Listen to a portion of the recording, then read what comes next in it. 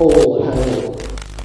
So some excellent news has come out of England as of the last couple of days. You know how I did that video a wee while back about Ian Watkins being injured in a stabbing in prison?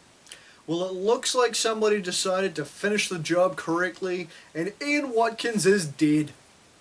Fucking excellent news. And the world, for all its misery and all the horrible shit that goes on nowadays, is a slightly brighter place. And it just goes to prove that some people might be in prison for bad life decisions, but they care about the environment enough to take a worthless piece of trash out, and it's no longer our problem. For those of you that know Ian Watkins, you need no introduction to what disgusting, repugnant things he's done, or did. For those of you that have been living under a rock, long story short, dude was a pedophile with a thing for babies. Not children, babies, toddlers, little tiny motherfuckers. Now, that is just fucking disgusting. There are some sick motherfuckers in the world, but there are videos which go into detail about the things Ian Watkins did in his life. Now, I've got a pretty fucking, I've got a pretty strong fucking disposition. I've found it hard to get through some of the videos going in depth on the crimes that Ian Watkins committed. The man was a fucking animal. Actually, that's an insult to animals because animals don't really know any better. Ian Watkins did it anyway. Dude thought it was funny when he got arrested, called the crimes he was facing trial for megalols.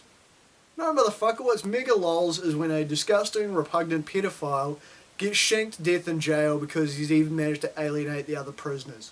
Because even the other prisoners in prison thought that this man was a vile, repugnant piece of shit. Some people are asking, can we go back and listen to LostProphets now he's dead? No, because that's still his voice on the songs, regardless of whether he makes any money or not. But Ian Watkins being dead is a good thing. Some people will say you can't celebrate death. Yeah, you can. Especially in this case.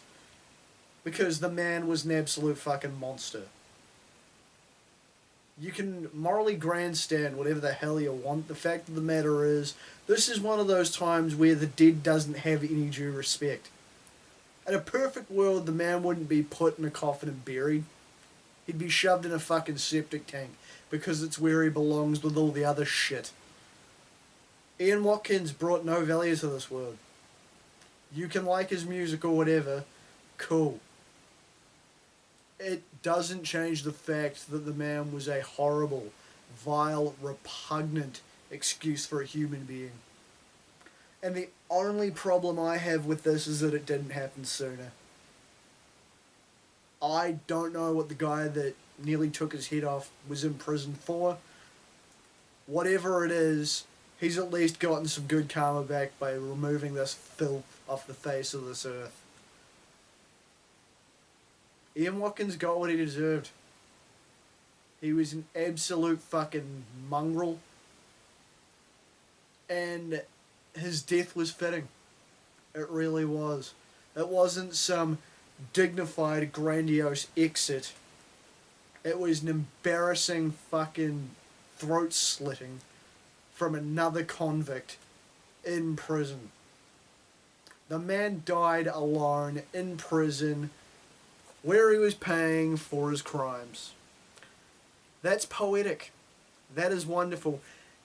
And before I sign off, the internet is a place where people generally tend not to agree with one another. The internet is a hostile place. On Facebook, on Instagram, on Twitter, everywhere you look in the comment sections, people were united in their hatred for this man. That is how much of a vile piece of shit Ian Watkins was. People from all different backgrounds actually being mates temporarily. No matter the background, no matter the country, no matter the race, the creed, the culture, whatever. People were celebrating. People were getting along. People were giving the internet equivalent to a bunch of fist bumps and high fives. And it's weird but it was also in a fucked up way kind of heartwarming. Seeing people unite over karmic justice being served for once on this miserable clump of mud. It's a beautiful thing. Fuck Ian Watkins. May he rot in the worst part of hell. It's nothing less than what he deserves. I'm Damian Skyfire. Till next time.